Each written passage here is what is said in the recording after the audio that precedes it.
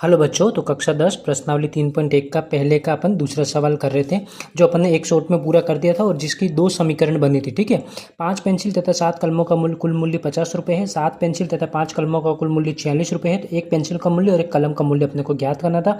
इसके लिए अपने को क्या करना था, एक तो सबसे पहले अपने रैखिक समीकरण का युग्म बनाना था, जो मैंने ये बना दिया। ठीक है, तो पहली समीकरण आपकी ये बनी और दूसरी समीकरण आपकी ये बनी। ठीक है, ये मैंने एक अलग शॉर्ट में अपने बता दिया था। दूसरा क्या करना है, उसको ग्राफीय विधि से हल ज्ञात करने। ठीक है, तो यहाँ पर मैंने ये ग्राफ बना रखा है, इसको इससे सोल्व कर रखा है। तो देखिए, ये मेरी पहली समीकरण, ये मेरी दूसरी समीकरण।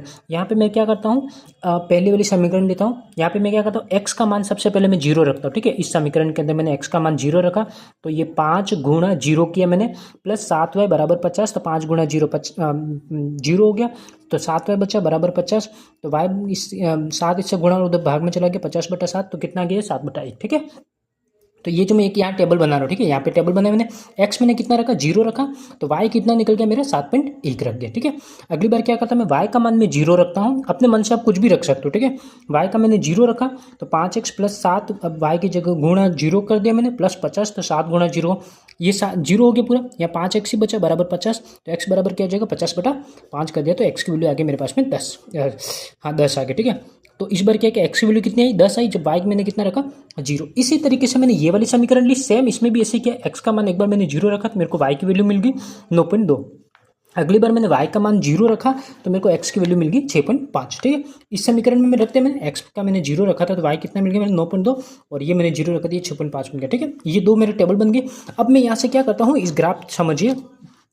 देखिए, यहाँ पे x हाईएस्ट कितने तक जा रहा है, 10 तक जा रहा है ना। दोनों समीकरण देख लीजिए, इसमें कितने तक जा रहा है 6.5, बड़ा 10 तक है। तो मैं नीचे नीचे जो है अपना जो x एक्सिस है, ठीक है, ये वाला x एक्सिस है, इस x एक्सिस पे मैं कितने तक ले रहा हूँ 10, मैं 10 से आगे तक इतने पॉइंट अपने को लेने हैं बराबर डिस्टेंस के। ठीक है, इधर y मैंने इस तरीके से इधर कितना लेना है, देखो ये 7 पॉइंट है, 9 पॉइंट है, 9 तक जाना चाहिए अपना। ठीक है, यहाँ पे देखिए x बराबर 0 है और y कितना है 7.1, तो x 0 मतलब ये लाइन होगी, और 7.1 करते हैं तो ये वाला पॉइंट मिल गया मेरे को, ये वाला पॉइंट। और दूसरे में क्या होना है 10 होना चाहिए, x 10 और y 0, x 10 और ये, तो ये 2 पॉइंट मिल गया। देखिए, एक तो ये पॉइंट और एक कौन सा पॉइंट मिल रहा है अपने को, ये वाला। ठीक है, इन दोनों पॉइंटों को मैं मिला दूंगा तो एक लाइन बन गई ये वाली, तो ये बन गई मेरी एक लाइन। ठीक है, ये समीकरण 1। इसी तरीके से इन दो का उपयोग करके मैंने एक ही समीकरण बन गई, समीकरण नंबर 2।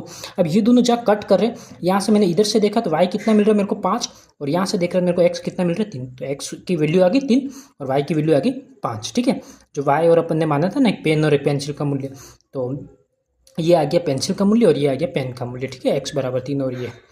थैंक यू बच्चों।